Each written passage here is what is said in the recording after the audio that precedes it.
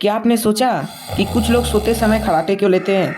जानने से पहले चैनल को सब्सक्राइब करें। देखिए, जब हम सांस लेते हैं तो हवा हमारे नाक से होते हुए लंग्स में जाती है, और जब हम लोग जागे होते हैं तो हमारी बॉडी की सारी मसल्स भी एक्टिव होती है। लेकिन जब हम सोते हैं तो बॉडी की सारी मसल्स रिलैक्स हो जाती है और हमारे गले की मसल्स भी रिलैक्स हो जाती है। और जब हम सोते समय सांस लेते हैं तो वो हवा गले में रिलैक्स हो गई मसल्स के कारण जहाँ से हवा जाती है वहाँ पे वाइब्रेशन होता है और फिर हेलीकॉप्टर चालू।